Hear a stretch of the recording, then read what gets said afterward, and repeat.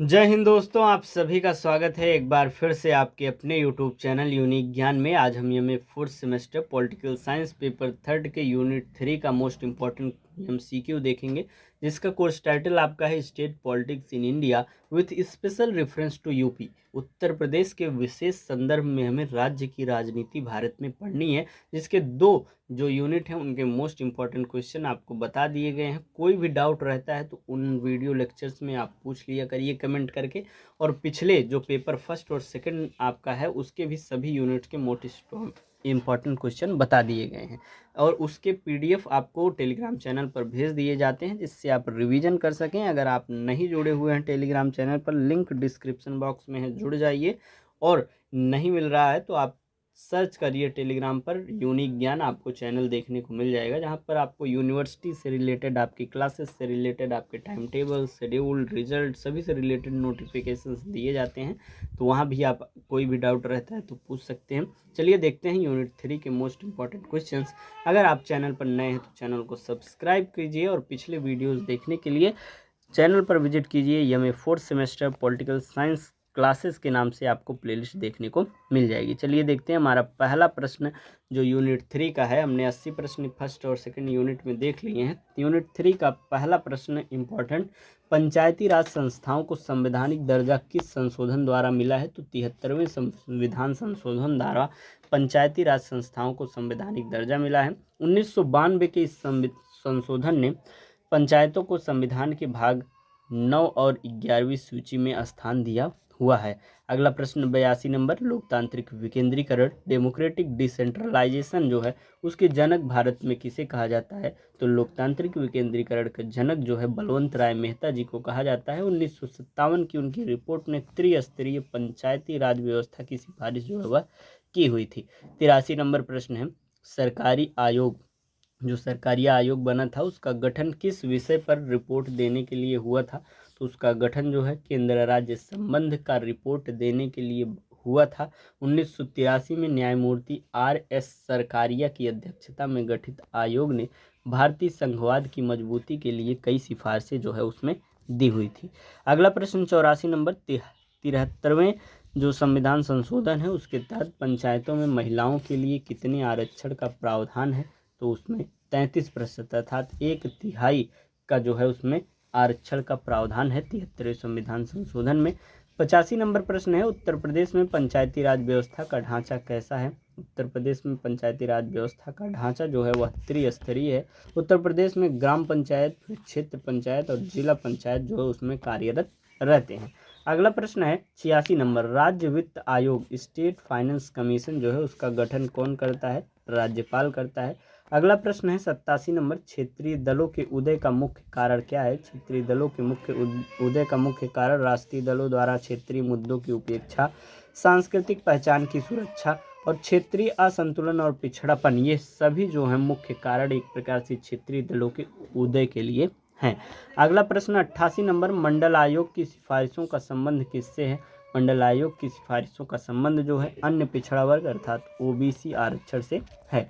अगला प्रश्न 89 नंबर, उत्तर प्रदेश में बहुजन समाजवादी पार्टी जो है BSP की स्थापना किसने की हुई थी? काशीराम ने की हुई थी। 14 अप्रैल 1984 को काशीराम ने दलित और पिछड़ी जातियों के प्रतिनिधित्व के लिए बसपा का गठन किया हुआ था। अगला प्रश्न 90 नंबर, समाजवादी पार्टी का चुनाव चिन्ह क्या है? समाजवादी पार्टी का चुनाव चिन्ह साइकिल है। अभी कौन कौन सी मुख्य पार्टियां आपके उत्तर प्रदेश में है, कमेंट में हमें अवश्य बताइएगा। आपके हिसाब से कौन सी पार्टी सबसे अच्छी है यह भी कमेंट में हमें बताइएगा। चलिए देखते हैं, समाजवादी पार्टी जो है उसका चुनाव चिन्ह साइकिल है। 1992 में गठित जो सपा का मुख्य चुनाव चिन्ह एक प्रकार से साइकिल है। अगला प्रश्न हम देखेंगे 91 नंबर, पंचायतों के चुनाव कराने की जिम्मेदारी किसकी है? पंचायतों के चुनाव की जिम्मेदारी जो है राज्य निर्वाचन आयोग की है। राज्य निर्वाचन आयोग एक संवैधानिक निकाय है जो स्थानीय निकायों के चुनाव को जो है संपन्न कराता है। 92 नंबर प्रश्न, केंद्र राज्य संबंधों में तनाव का सबसे बड़ा कारण क्या है? अनुच्छेद 356 का दुरुपयोग और राज्यपाल की भूमिका जो है वह तनाव का सबसे बड़ा कारण है केंद्र राज्य संबंध में। 93 नंबर प्रश्न है, संविधान की 11वीं अनुसूची में पंचायतों के लिए कितने कार्य आवंटित किए गए हैं? तो कुल 29 कार्य जो है आवंटित किए गए हैं। इसमें कृषि, स्वास्थ्य, शिक्षा जैसे 29 विषय शामिल हैं।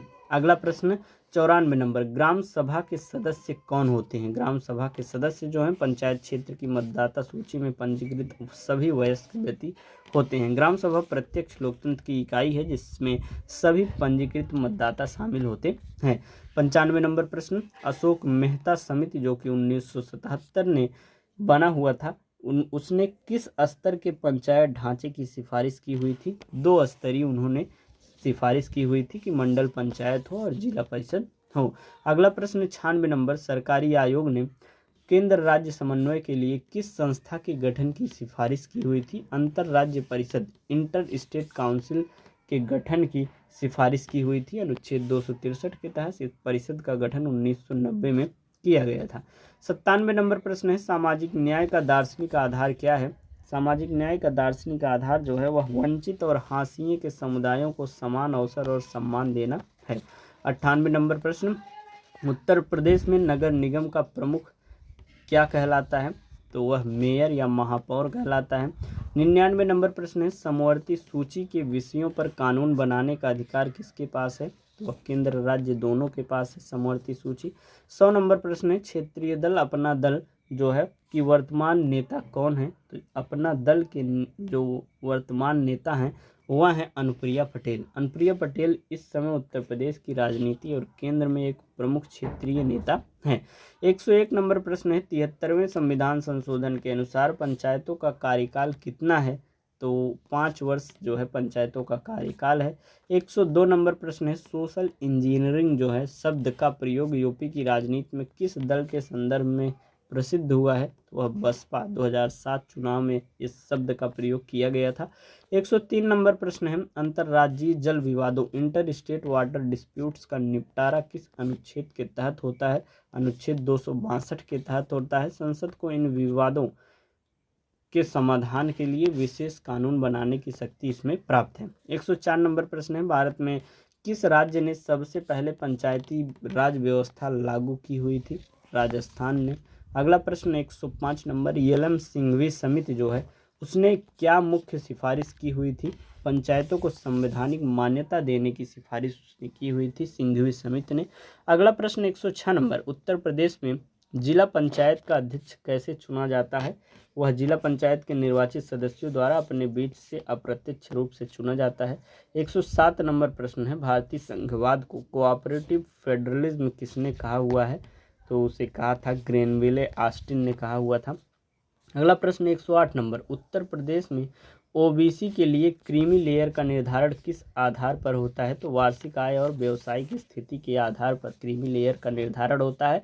109 नंबर प्रश्न है, नीति आयोग में राज्यों का प्रतिनिधित्व कौन करता है? नीति आयोग में मुख्यमंत्री जो है वह राज्यों का प्रतिनिधित्व करता है। नीति आयोग की शासी परिषद में सभी मुख्यमंत्री और केंद्र शासित प्रदेशों के उपराज्यपाल शामिल होते हैं।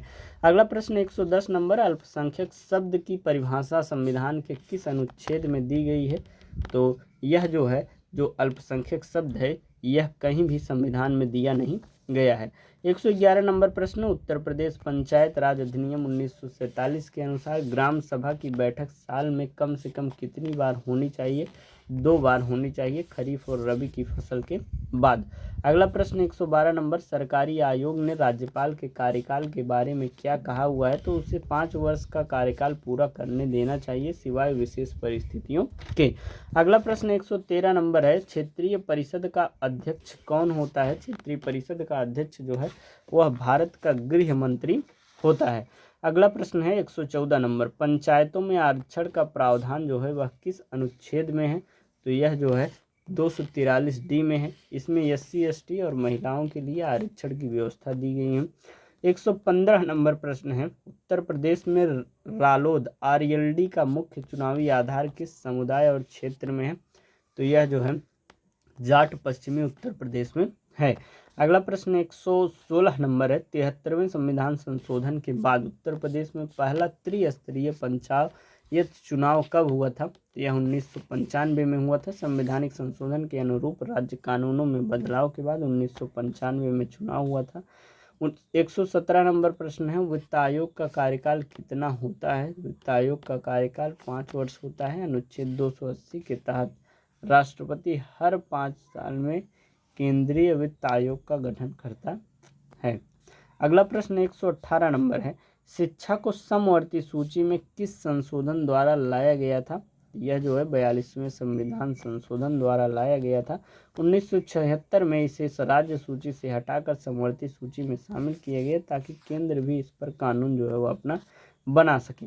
119 नंबर प्रश्न है, उत्तर प्रदेश में सामाजिक न्याय के प्रतीक के रूप में किन नेताओं को माना जाता है? तो डॉक्टर अंबेडकर, लोहिया और चरण सिंह को सामाजिक न्याय के प्रतीक के रूप में माना जाता है। 120 नंबर प्रश्न है, अलायंस पॉलिटिक्स के दौर में किस राज्य के दल ने केंद्र में किंग मेकर की भूमिका निभाई हुई है?